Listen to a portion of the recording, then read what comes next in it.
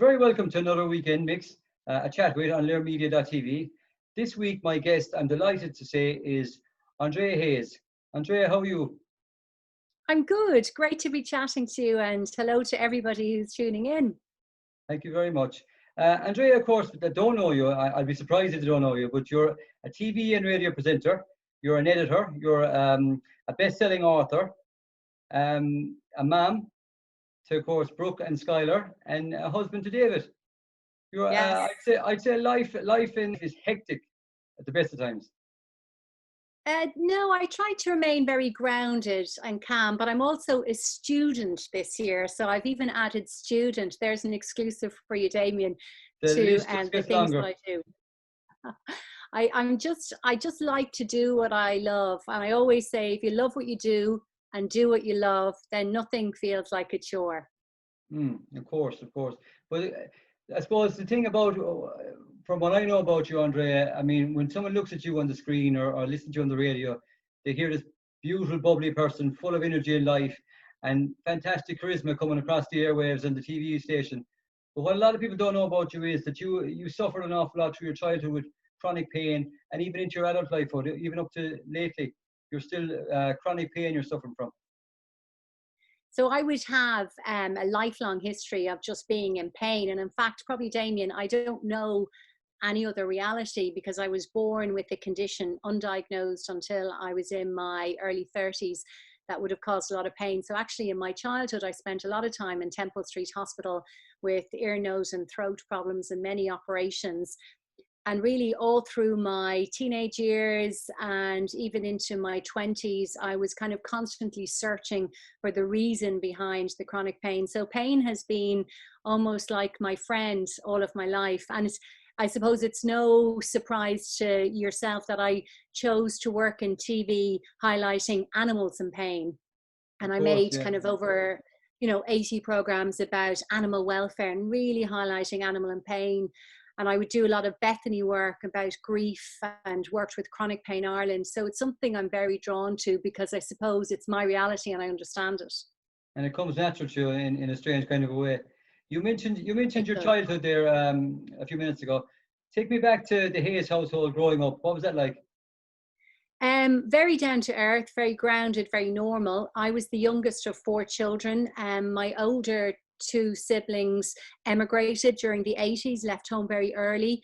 And so there was a big division between the youngest two and the eldest two. For me, as I said, I spent a lot of time in hospital. I couldn't read or write quite sufficiently until probably the age of 8 or 9 when my hearing difficulty was detected.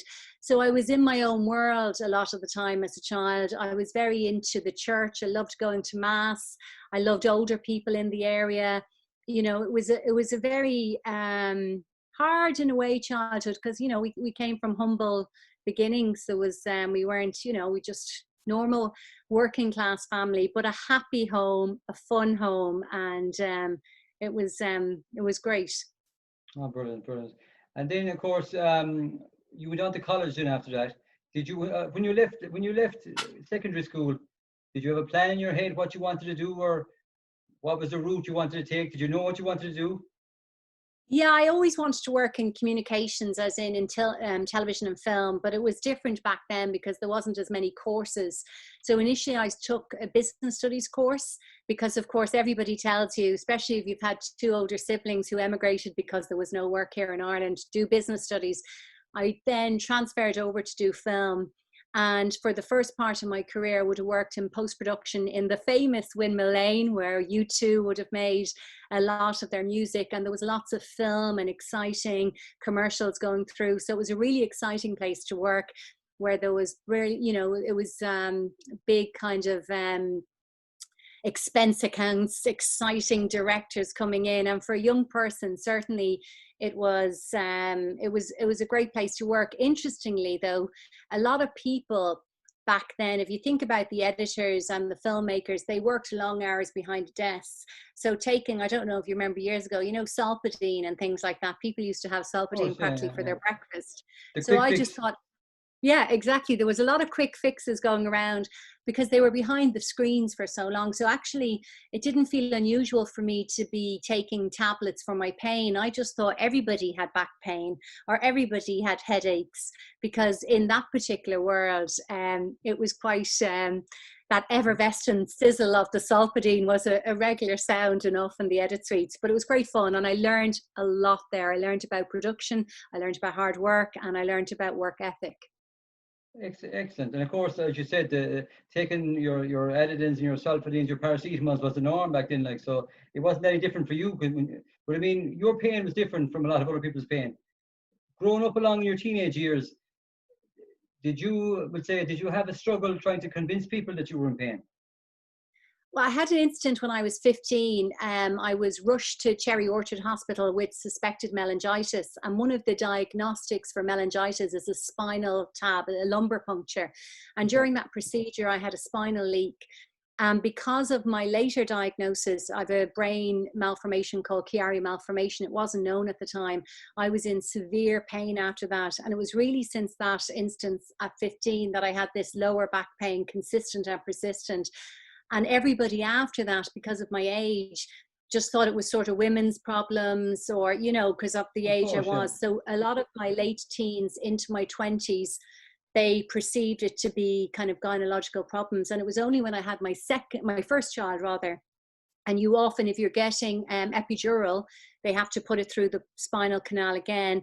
And I had another lumbar puncture, and that immediate pain came back from my 15-year-old self. And it was only afterwards that I got diagnosed with the Chiari malformation, which is a relatively rare brain malformation. Now, previously I'd been diagnosed with spinal stenosis and disc degeneration, but sort of it was only in my 30s that all the pieces of the puzzle of my lifelong kind of battle with pain became clear. But certainly during my 20s, you know, you say you're tired or you're in pain, but everybody has a bit of back pain. You know, everybody's tired. Sure, you know, it's quite normal.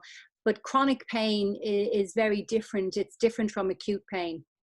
Okay, okay. And of course, as you said, when you and I were both growing up, would say in the 80s and whatever, you have your growing pains, you have your women's problems, you have your stretch pains, so everything was kind of put under that umbrella, like, which is it's sad enough in a way, I suppose. But I mean, nowadays when someone gets a pain, you're more alert to it, and you're saying, right, we need to check this out and whatever, you know. So it wasn't Yeah. easy for you. Well, it's funny, Damien, you should say that, because I think it served me well. Because growing up as a child, I didn't think there was anything wrong with me. I'd no labels attached to me. Yes, I had a hearing problem. Yes, I couldn't read or write as quickly as many other people. But my parents told me, sure, I was grand, I was doing great, keep doing what you're doing. And I'd, in a sense, a great sense of self-belief. And I often wonder, had I been diagnosed with a rare brain malformation or all of these comorbid conditions at a young age, would it have stopped me in my tracks and maybe made me believe I couldn't achieve what I wanted to achieve? And really, in many respects, the chronic pain I have has been my blessing. It's been my ability to have compassion for both people and animals. Because of my chronic pain, I wrote my first book, Pain Free Life, that went on to be a #1 bestseller. Because of my pain, I did shows about animals and pain. Because of my pain, like you, I like to hear people's stories. I want to know about what goes on in their lives, so that facilitates a radio show. So really, in a way, it's been a blessing, and I have to think that way.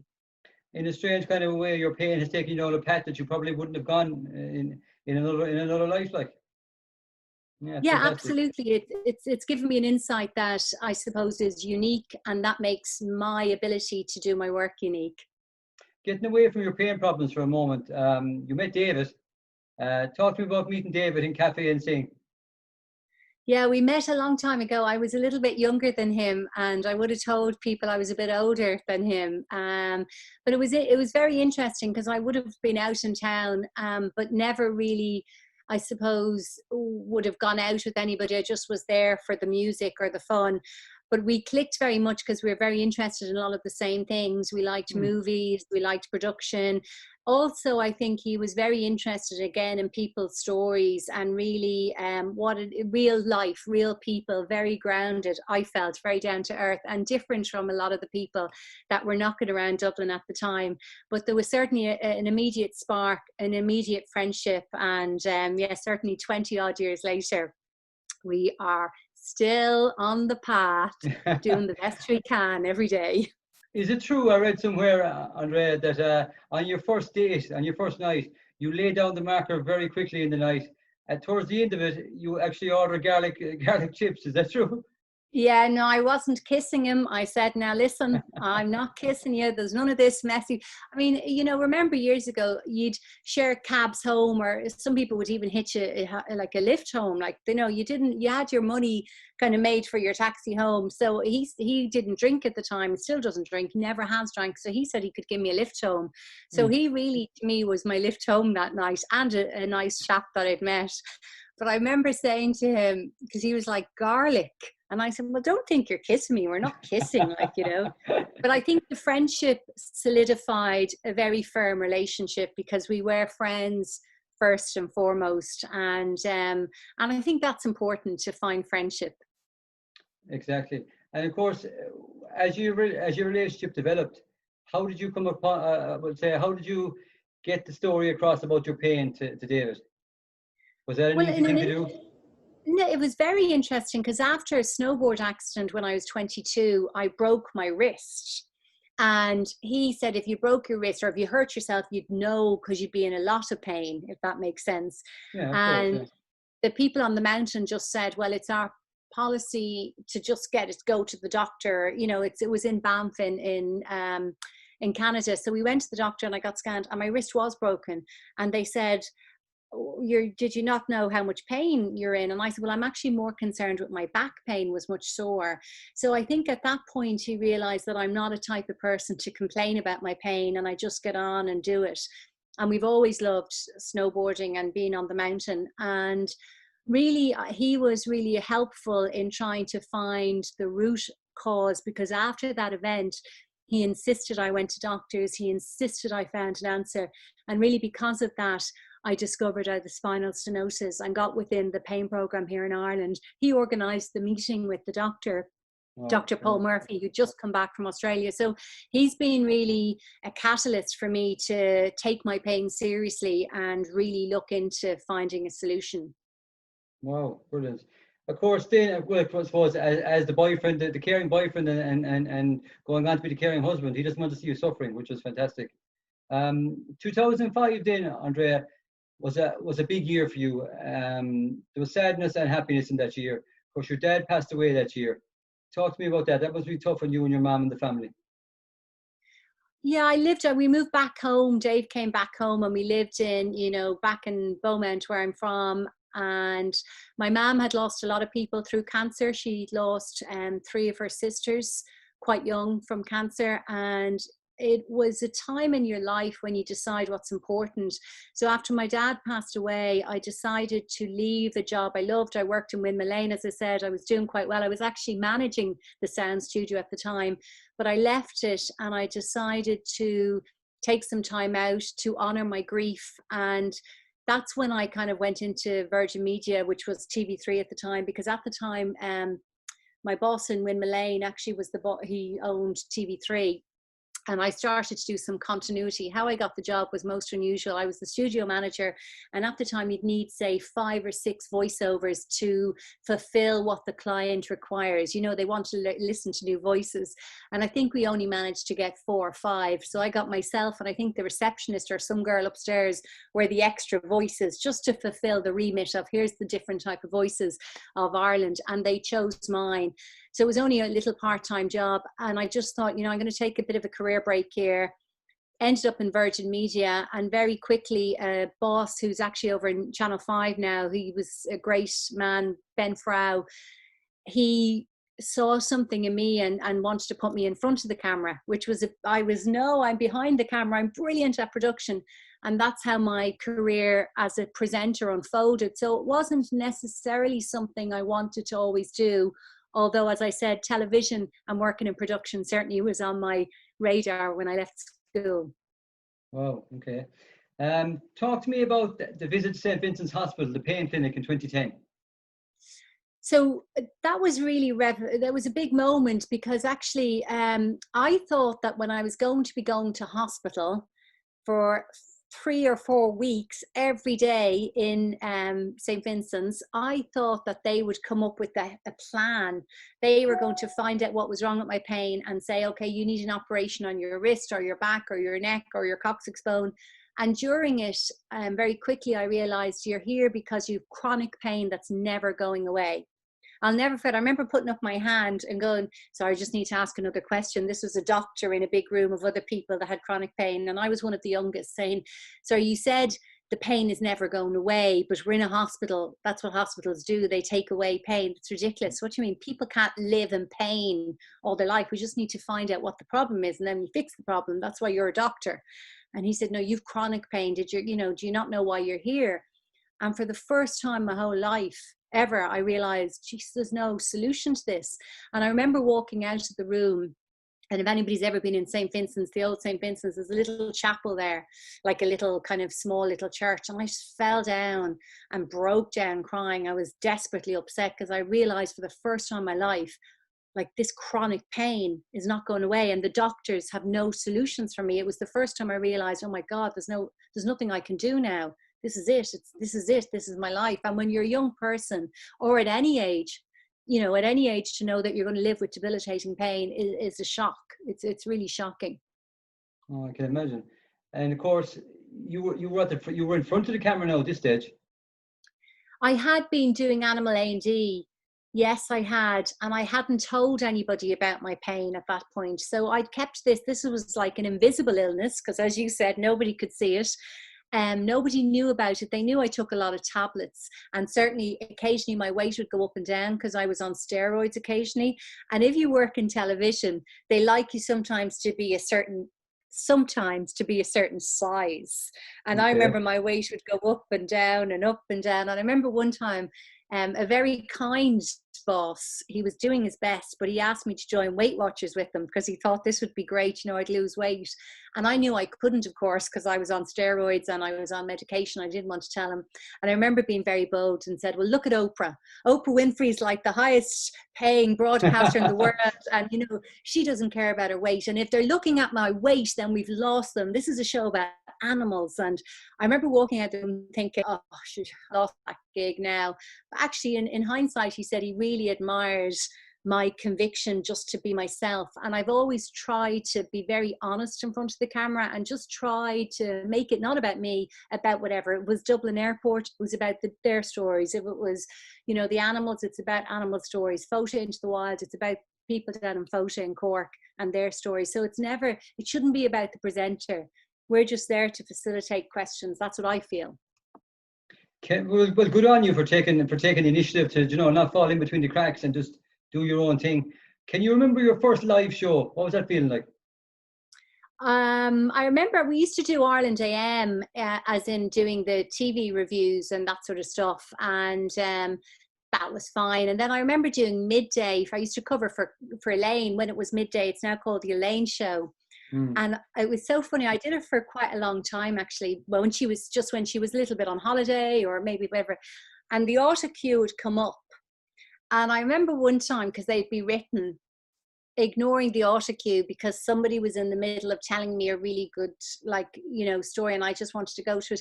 So I suppose for me, I'm a little bit of a rebel, and there is a time constraint with live TV. If you have to go to break, you have to go to break. So it was a new challenge, and it was something I wasn't used to doing. So I enjoyed it, but it's really about the concept. So if the whatever the concept and whatever the content is right, then I'll go for it. But it was a great learning curve, and they were big shoes to fill. Elaine is incredible. She's one of the most intelligent, funny, brilliant presenters that you'll ever have to cover for. So it's not an easy job. But I remember thinking, I want to hear this end story, but I have to go to break here. So it was a challenge. Oh, brilliant. Good on you. Of course, and say your pain was so extreme coming up to this point that at one point in in your thought process, you thought about getting your coccyx removed. You thought that might help your pain. Well, I thought I was going into Vincents for the 4 weeks to get my coccyx out. I thought that's what we were doing at the end of it, because that's where the pain was. Now, I had other pain. I had head pain, but I'd had that, as I said, all my life because I had hearing problems. I had like, I used to get pains down my arms, so I'd get pins and needles in my hands. But I just thought everybody got pins and needles in their hands, because I'd had these things since I was a child, since as early as I can remember. I had a sore neck from as early as I can remember. So really, I just felt the coccyx bone was what it was. I took a lot of tablets over the years. I've taken cocktails of different tablets. I remember one time getting to cover a show for a very well-known radio presenter here in Dublin, and he was away for 2 weeks. It was during the summer. He said, "It's not going to be busy, Andrea. You can do your lifestyle stuff, fashion, you know, whatever you want to do." But it was during the abortion referendum. Then there was lots of different political things broke, but also, and I'm not into sport, you will remember this, but BOD wasn't chosen in Australia. Okay, do you remember that? I don't know what that time was, but I didn't know what BOD was, of course, Brian O'Driscoll, but at the time I didn't. And they said, "You've got to live to Australia. BOD hasn't been chosen." And I was like, this was live on radio. And I was like, "What's BOD? Tell me what BOD is." And, you know, they had to do it. But because of the sharpness required for live radio, I decided to go off one of my medications during this 2-week period, because I felt it was making me just not as sharp. And actually, I had a panic attack live on air at the end of the 2-week period, because when you come off medication without tapering off with your doctor's advice, because that's why they're the specialists, it was just really scary, but I wouldn't be aware of that. So over the years of managing my pain live on TV or on radio or even filming, I made lots of mistakes, and you're just trying to do the best you can. But I would always say to people, that's why I work in Chronic Pain Ireland, and I suppose educating myself, go with what your doctors say. If they're giving you medication, it's for a reason. And if you feel they're not working, work with them to come off them. Never become your own Google doctor. Google is great, but it's not the, you know, it's not the be all and end all. That's why they go to college. So always take medical advice. And sadly enough, you know, now that you mentioned Google doctors, a lot of people do actually self-diagnose and self-medicate, which is not the route to go down. You took 3 months off then after getting that news. You kind of stepped back from everything, even though you had a TV show coming up in January of that year. January the following year. Yeah, I took a big, again, it reminded me of 2005 when my dad died. It was that same light bulb moment. Life has to change. And I went in and I asked for 3 months off initially, parental leave, because I just had a child. And I would have been doing Animal A&D. I'd done, I think, 56 episodes at that stage. And they'd sold internationally. So they were being shown by National Geographic around the world. So they were really quite popular, both on Irish televisions and away. I was working on Coming Home for Christmas, which was a show that used to air at Christmas time. So busy covering for Elaine the odd time. And I just decided I wanted to focus on being a mom. But during that time, so for the 3 months, I had to fill my days. And I decided to walk a park every day, journal, which I'd already done since childhood, but really do it every day. And I went to mass in the morning at 10 o'clock. So that was how I structured my day. And I kept my daughter in creche, and I collected her afterwards. But the 3 months led to a year, because I would fill my days or weeks with dares. So I would dare myself to read something about neuroscience, or dare myself to try physio, or, you know, I got involved with clinical hypnotherapy during that period of time, and looking at alternatives and daring myself to challenge my opinions on my chronic pain. And I stopped saying I've got chronic pain and started to change the language of my life. And instead of going, poor me, I said, you know, I'm breathing, I'm able to walk out this door, which is better than most people. So I just really changed my self-talk, my daily habits, and I really noticed a difference, and I knew I had to continue. I actually remember saying it to David. He was like, "Are you going back to work?" Because my daughter was still in creche, so we'd still the bills coming in. And I said, "I'm actually doing the most important work of my life. I'm working on myself, self-care. This is, you know, I'm really getting a much more positive outlook, and I'm managing my pain." I still had pain. I was still on medication. I was still going to hospital, but I felt differently about it. And that was so important for me, Damien, at that time. Well, And I suppose with all the kind of courses and things and the exploration that you were doing into different aspects of pain, you were kind of essentially trying to retrain your brain, I suppose, were you? You know, I went for 10 hypnotherapy sessions with Helen Golden, who is the wife of the great Paul Golden, a clinic that was locally. And I knew there was something in it because I could lose weight with hypnotherapy. I was feeling great. Like hypnotherapy is very powerful, but it wasn't helping my pain. And that's because the auto suggestions from the person who's giving you the hypnotherapy need to feel real. So if they don't understand chronic pain, it's very difficult for them to give you a good, powerful auto-suggestion. So I decided to study with Dr. Nee Flynn, who's in the Galway Clinic, and I spent a couple of months studying clinical hypnotherapy, started to write my own hypnotherapy, listening to it day and night, and I noticed a difference after about 3 months. And all the while I'd been writing my journal, and somebody suggested maybe writing my book about chronic pain. And I said, geez, I couldn't do that. But what I'll do is I'll do a show about chronic pain. I'm going to go into TV3 and I'll pitch a show because I agree with you. We need to get pain out there. And I'll never forget, they didn't want to do my show about chronic pain.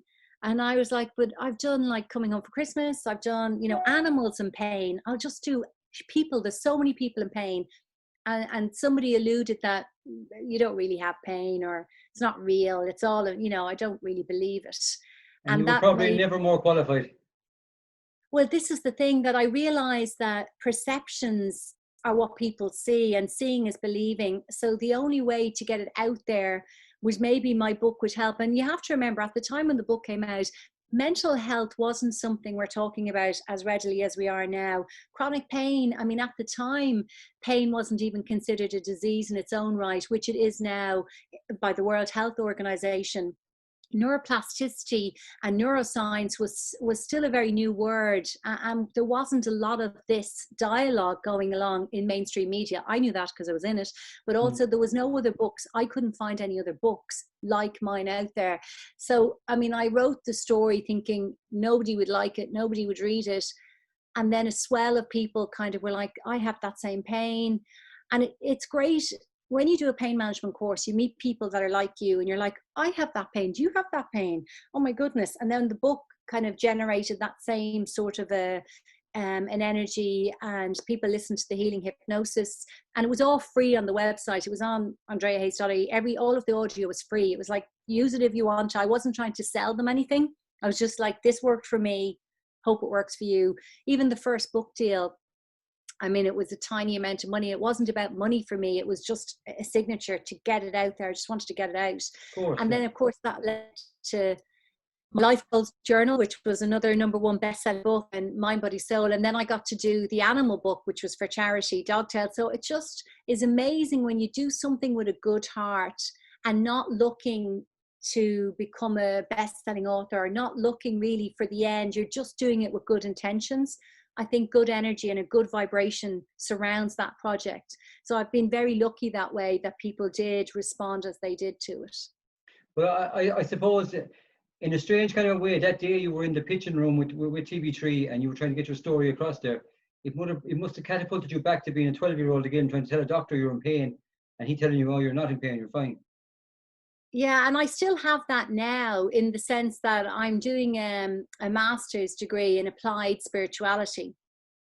And I've always had a very huge connection to God, a higher power, nature, divine, something bigger than ourselves in this universe. I've always had this feeling from a young age. Imagine a child who couldn't hear. So I had no sound. So I had a different vibrational energy, and I just always knew, maybe you could call it the universe, but there was something bigger than us out there. And I that consciousness has always been with me. So it's even like now trying to explain my faith and my spirituality to somebody and putting an academic framework on it is very difficult, because sometimes words can't explain what you know in your heart. And it's a feeling. It's like love. You know, you can't always explain love, because people go, they're opposites. How do opposites attract? Or why somebody wants to do something daring, or why somebody feels they want to do a certain charity, or, you know, these feelings, I call them whatever ignites your light. When something ignites you so powerfully that you can't but help do it, that is something that is coming from a different consciousness, and that's hard to tell people, well, this is how I feel. So it was much like the pain. Even now I have difficulty explaining why I do certain things that I do, why I'm so attracted to nature or animals or wellness or believing in the power of positivity. But it goes beyond positivity. It's the power within, to know that all of the wisdom we need is within us, or in a park or in a tree. You know, nature is the Yeah. best teacher, in my opinion, you know.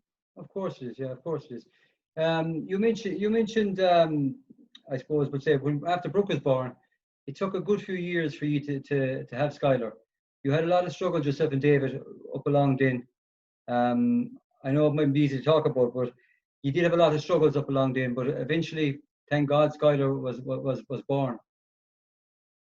Well, there's another example, Damien, of trying really hard for something. So we had a lot of miscarriages, and eventually we decided that we'd get fertility treatment. Now, I'm sure for you or for any of your people that listen in, it's a big decision. It's an expensive decision. It's an emotional decision, and it's also a decision of what's right and what's wrong, because I believe what's meant for you will come to you. So it really challenges your own ethics, but we decided to go down that road anyway, because I really felt that we should or would or we're meant to have a second child, and we'd had so many losses. It was really quite tragic, and we were told that I wasn't a suitable candidate for fertility. So I was told I wasn't a suitable candidate. So that was another blow. And the previous one of my miscarriages was a complete molar pregnancy, which is actually a cancer pregnancy. That it's a very unusual loss. So I thought maybe because of that, maybe I'm not supposed to have another child. But again, that spark, that ignite, I thought to myself, I'm not going to give up the attachment, or I'm going to give up the attachment. So I don't want to get attached to this, but I'm not going to give up the belief in my heart that if it's meant to be, by God, a higher power, whatever, if this is meant to be, it will come into my life. So I kept visualizing, I kept seeing a healthy baby. And naturally, after 7 years of many losses, we got pregnant with Skylar. And I'll never forget one of the other funny stories. We were in Holles Street, and I had to go in during the pregnancy because I was a bit anemic and I had a few little minor issues. And this lady, the doctor, came up and said, we've met before, I know you from somewhere. And somebody said, oh, you probably know her off the television. And she said, no, I've met you before. And I said, you did actually meet me. I went to your clinic and you told me I wasn't a suitable candidate for IVF. Wow. And she kind of looked at me and she was like, and did you? And I said, and this is a natural pregnancy. And it's interesting because that made me think about the power of words, even to children or to adults, saying to somebody, you can't do something, or this can't be for you. You could say to them, by all accounts, you know, you can't be a pro swimmer if you don't practice every day, put in the work, or an athlete of some description without hard work, you know, every day. But I just think you should be very careful about your words. Like, this is uncurable or incurable. You know, you can live well, you can live long with an illness that potentially has no cure. So words are powerful, and how we think about our life is so powerful. So I would say to people, you know, think about the inner critic. What are you telling yourself you can't do? Think about the parameters that you're putting on your life. This is the time to reach for your Everest, whatever that big dream is. Now is the time for going for it, because we're in between this transition period where everything's changing. What we did last year, you're doing a radio show like this or a TV show through COVID, through Zoom. I didn't even do Zoom a couple of weeks ago. Nobody probably did this, you know, so everything is possible because nobody knows what tomorrow is going to bring. So I always say, dream big and follow your heart. 100%. And of course, it goes back to the story, going back to your teens again. If somebody had put a label on your box, you'd have stayed inside that box the rest of your days. You know, so absolutely. Pulling the label off and just doing your own thing, go down your own path, I think is the way to go. You talked about love and nature there a while ago. I guess for me, always, of all my friends, I was probably one of the first to have a child, to have a daughter. And I always say to one of my mates said to me, he said, you know, what's it like? And I said, you know, I just can't explain it to you. That moment that you pick up this child in your hand, the feeling you get over this child, you would actually kill somebody for this child, and you only know the child maybe seconds. It's an incredible feeling. The power of love and the power of nature is just, it's unbelievable. Yeah, I agree with you because in a similar way, I truly feel like that about a lot of things, like animals or children or nature.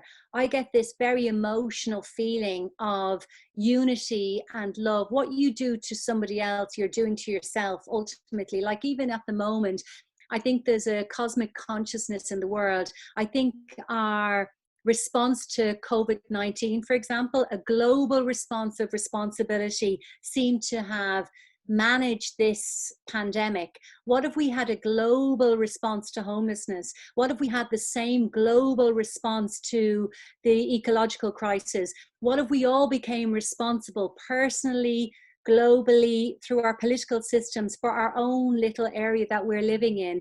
I think that's the way forward to correct some of the wrongs in the world, because really what it showed you were that one person makes a difference. By all staying at home, we were part of the big solution, not just in our area, not just in our country, but on a global scale. So if we have that same kind of awareness, consciousness, and global consciousness and unity, I feel that's the way forward for all of humanity, for the better good. And I hope that we learn valuable lessons from how we responded to COVID-19.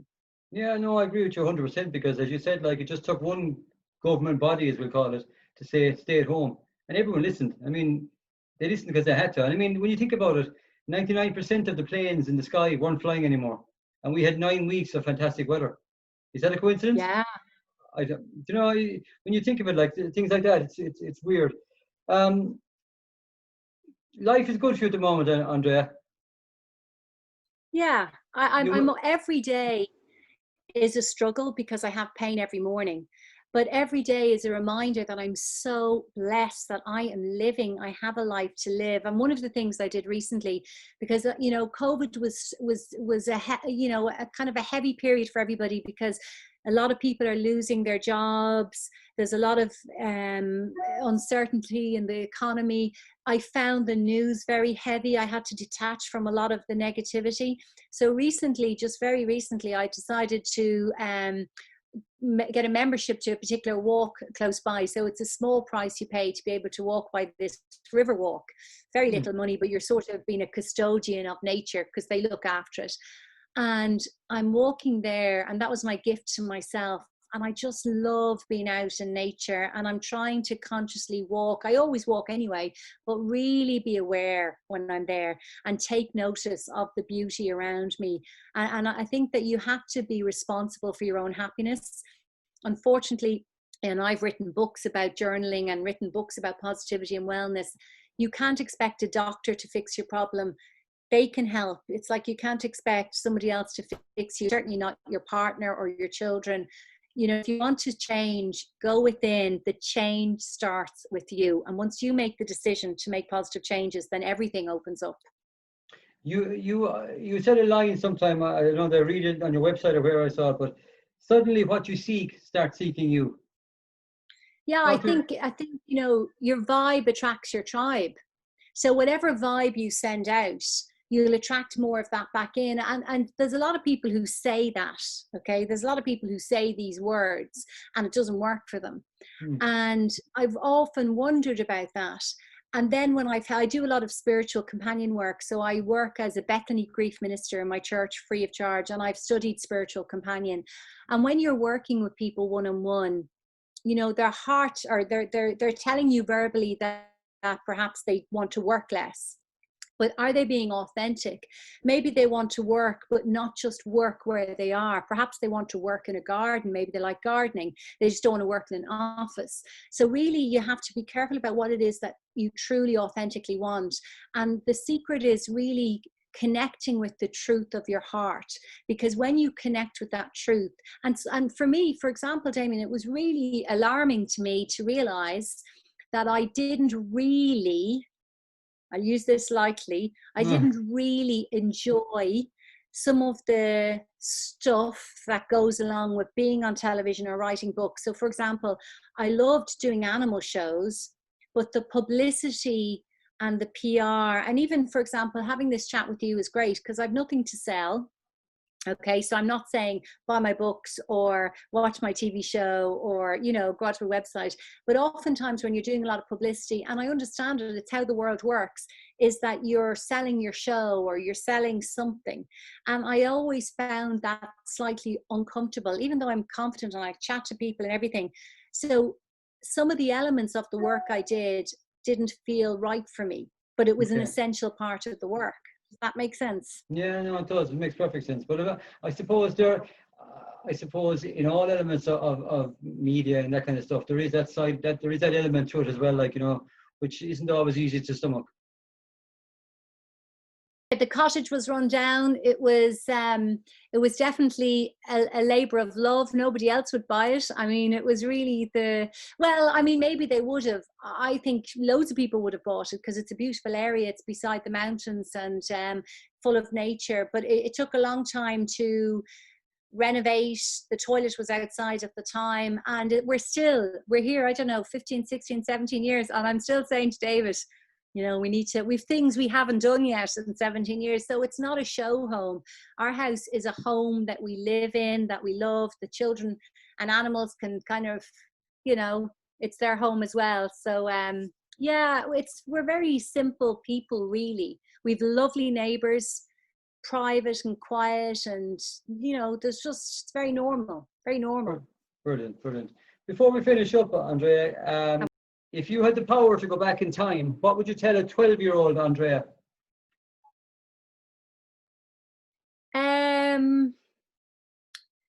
Keep praying, keep believing, and that's all, really. You know, just keep praying. And it sounds ridiculous, but for me, prayer is a big part of my life.